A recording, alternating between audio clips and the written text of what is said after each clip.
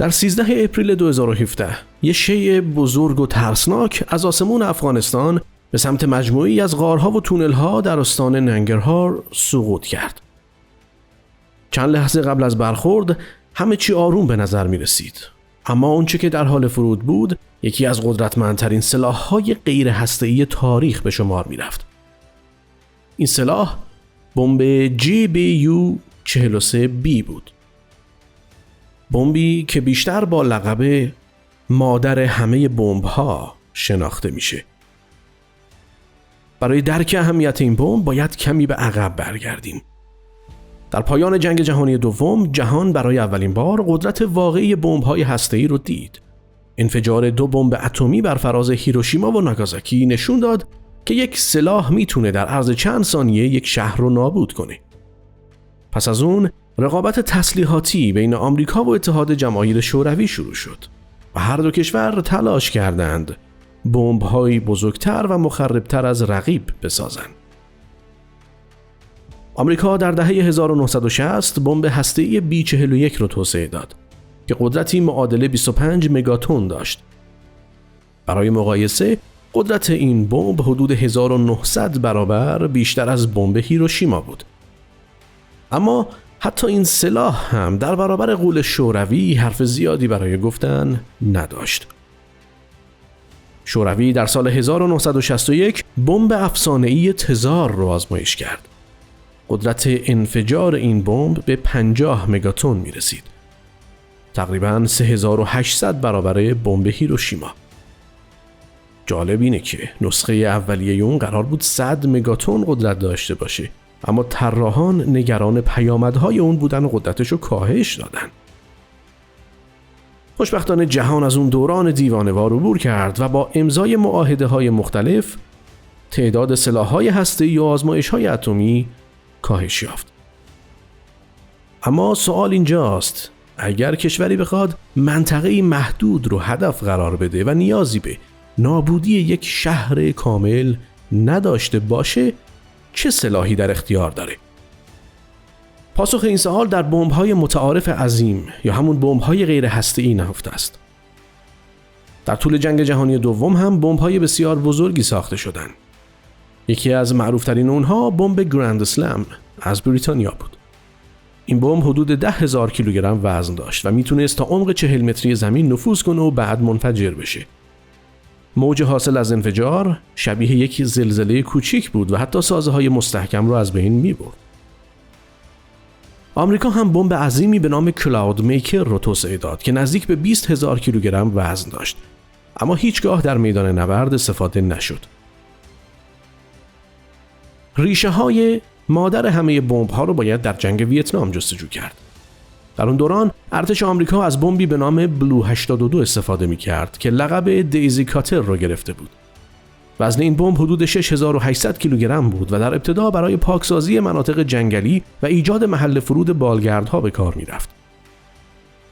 اما به تدریج کاربردش گسترش پیدا کرد و برای انهدام انبارها، پلها و حتی تجمع نیروهای دشمن هم مورد استفاده قرار گرفت. این بمب‌ها فقط در ویتنام استفاده نشدند. در لاوس و کامبوج هم بارها ازشون استفاده شد. سالها بعد، زمانی که آمریکا در سال 2001 وارد افغانستان شد و به دنبال بن لادن میگشت، چندین بمب بلو 82 علیه مواضع طالبان و القاعده به کار گرفته شد. نکته جالب این بود که هدف از استفاده این بمب‌ها فقط تخریب فیزیکی نبود. اثر روانی اونها هم اهمیت زیادی داشت. انفجاری که صدها متر دورتر دیده و شنیده میشد، میتونست روحیه نیروهای دشمن رو به شدت ضعیف کنه. همین مسئله بعدها الهام بخش ساخت مادر تمام بمب‌ها شد. توسعه این بمب در اوایل دهه 2000 شروع شد. نخستین بار در مارس 2003 آزمایش شد. ماده اصلی اون ترکیبی به نام تریتونال هست که از 80% TNT و 20% پودر آلومینیوم تشکیل شده. این بمب از نظر ابعاد واقعاً غول‌پیکره.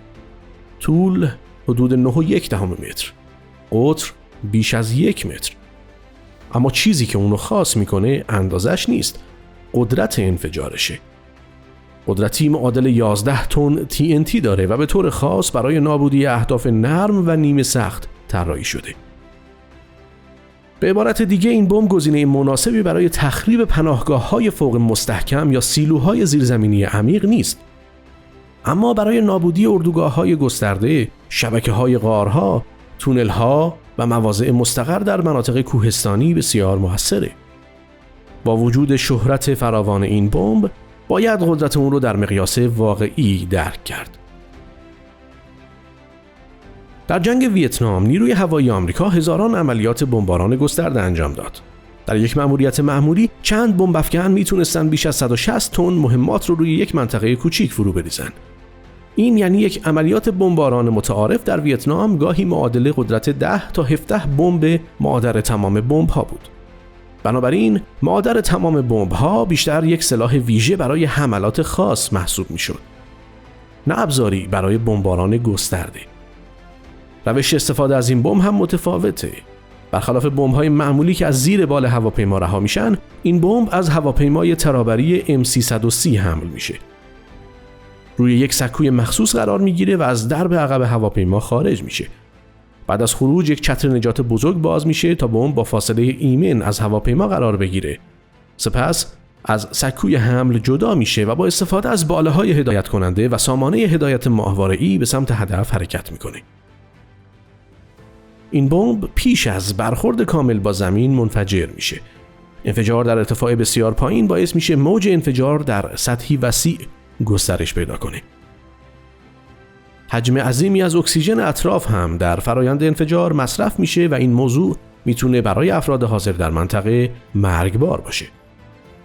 از سال 2003 تا کنون تنها حدود 20 فروند از این بمب ساخته شده. هزینه رسمی هر بمب حدود $170,000 اعلام شده بود. اما بسیاری از تحلیلگران این رقم رو غیر واقعی میدونن. اگر هزینه‌های توسعه، آزمایش و تولید رو در نظر بگیریم، بهای واقعی هر بمب احتمالاً به چندین میلیون دلار میرسه. اما مشهورترین لحظه تاریخ مادر همه بمب‌ها در همون روز 13 اپریل 2017 رقم خورد. زمانی که آمریکا برای نخستین و تنها بار این بمب رو در عملیات واقعی به کار برد. هدف مجموعی از تونل‌ها و غارهای داعش در شرق افغانستان بود. دولت آمریکا اعلام کرد که این حمله برای نابودی زیرساخت‌های عملیاتی داعش انجام شده. بعد از حمله گزارش‌های مختلفی منتشر شد. بعضی منابع نظامی افغانستان اعلام کردند که 94 عضو داعش از جمله چند فرمانده ارتش کشته شدند. اما برخی گزارش‌ها تعداد کشته‌ها را بسیار کمتر می‌دونستند و حتی ادعاهایی درباره تلفات غیر نظامی مطرح شد. به همین دلیل هنوزم مشخص نیست این حمله تا چه اندازه موفق بوده. اگر آمارهای پایین‌تر رو ملاک قرار بدیم، هزینه نابودی هر نیروی داعش به صدها هزار دلار میرسه. رقمی که بحث‌های زیادی درباره کارایی این سلاح ایجاد کرده. استفاده از این بمب واکنش‌های گسترده‌ای هم در جهان به همراه داشته. خیلی‌ها معتقد بودن اسم مادر تمام بمب‌ها برای چنین سلاح مرگباری عجیبه. واقعیت اینه که در عصر مدرن جنگ‌ها شکل متفاوتی پیدا کردن. امروز موشک‌ها و پهپادها میتونن از هزاران کیلومتر دورتر اهداف رو هدف قرار بدن. به همین دلیل استفاده از یک بمب عظیم که انفجارش یادآور جنگ‌های گذشته است کمتر دیده میشه. با این حال چنین سلاح‌هایی همچنان در زرادخانه قدرت‌های بزرگ وجود دارند. شاید دلیل استفاده محدود از مادر تمام بمب‌ها این باشه که خطر تلفات غیر نظامی و پیامدهای سیاسی اون بسیار زیاده.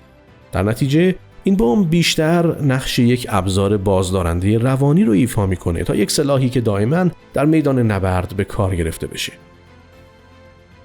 مادر همه بمب‌ها نمادی از این واقعیته که حتی در دنیای فناوری‌های پیشرفته و جنگ‌های هوشمند هنوزم سلاح‌هایی وجود دارن که تنها با یک انفجار میتونن تصویری از جهنم رو روی زمین به نمایش بذارن.